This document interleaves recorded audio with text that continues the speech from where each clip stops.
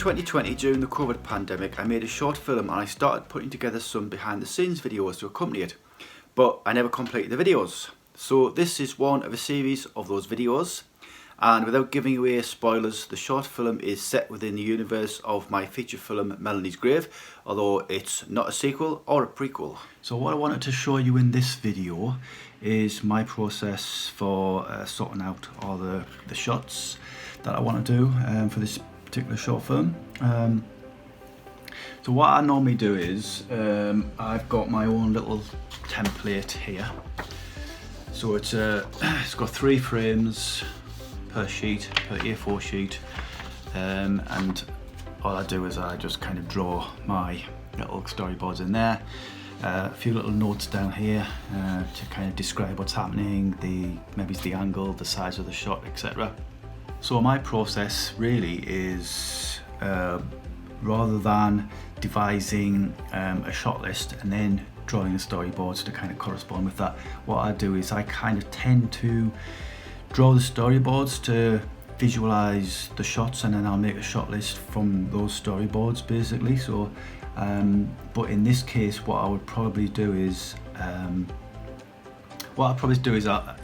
storyboard wise, it won't go like, you know, this shot, then this shot, and then back to that same shot, blah blah blah, all the way through the script for the storyboard, because that's just going to take forever to do like a full complete storyboard. So what I do sometimes as a shortcut is I'll kind of look at the script, I'll read through the script as I'm storyboarding, and I'll go, okay, so I need that kind of angle, that kind of frame size, etc, etc. And then if I am kind of cutting back to that, say, you know, I'm kind of visualizing the edit as I'm going along as well. So if I'm going to cut back to that same shot, I may not necessarily redraw that shot again, so I'll just kind of say, well, I'd maybe make a note, we'll, you know, come back to that shot, or I'll just kind of go through the shots in my head thinking, well, I need this shot, and I just draw the particular one frame for each shot, and then I know that I'm going to just have those amounts of different shots that I want to do for a particular scene. So scene 2 is a scene that takes place in a car as the main character, me, is driving along, and he's got like there's going to be like flashbacks to various things like kind of in his mind, and then there'll be a voiceover. And so what I've thought is I wanted to, because I don't want to reveal the character just yet, so what I want to do is kind of shoot this one single shot from behind the main character. So he's driving the car, so the camera will be in the back seat, kind of looking towards the kind of, you know, kind of edge on to his face, so we don't reveal his full face, we're just kind of behind and to the side slightly. So I'll just draw that little arrow in there, and that's kind of the direction that the car's traveling basically. So I know that this is a moving shot. This is the kind of frame size that I want to do, so it's a medium shot, and it's from the rear seat of the car. Now I don't know what lens I'm going to use yet, so I need to kind of go out and test that in the car with the little lens kit that I've got, that I've already showed you. So I'll probably add the lens that I want to use on this storyboard after I've kind of storyboarded it. And so this next scene is a bit more complicated because I have to get the angles right to correspond with the footage, the flashback footage, which I've already shot from Melanie's Grave. So what I'm having to do is I'm having to look at the footage on the computer to see where the angles are and what shots that I actually got for this particular scene. So in this scene, my character comes into the same room where we shot this footage, and he's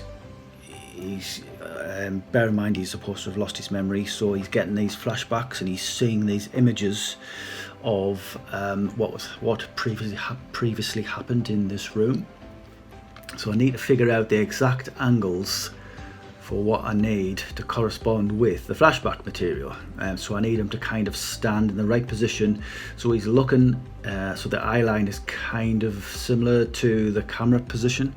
So for example, This shot here, it's a 2-shot wide shot. It's a fairly wide shot, so he just needs to kind of be positioned more or less between the pair of these two, so we can kind of look from one to the other.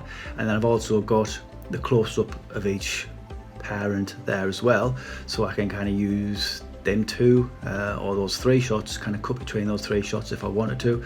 And so his actions will be that as this kind of little scene plays out, he's looking from one to the other, so I have to stand in the right position to get those eye lines correct, otherwise I'll be crossing the line and it'll look a bit odd, even though it is a flashback. So in this scene, he's just going to kind of follow the action and move around the room, kind of following the action in his head, and then we'll see, you know, kind of what he's thinking. So he needs to be in the correct position for every shot that he sees as a flashback, which for it to work essentially within the film. So that's basically my process of how I come up with my shot list. I storyboard it, you know, kind of that visual kind of stimulus gets you the ideas flowing for the different shots that you want. So once I've completed the storyboards, then what I'll do is I'll drop a little kind of shot list, very simple, and I'll have both of those on set with me when I go to shoot the film.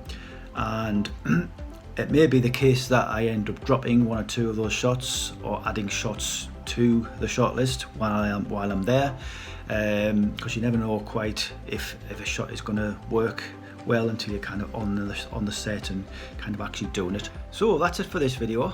Next time I plan to go out and do some establishing shots, so stay tuned for that. If you want to see more videos when they arrive, please hit the subscribe button below this video, and I'll see you soon.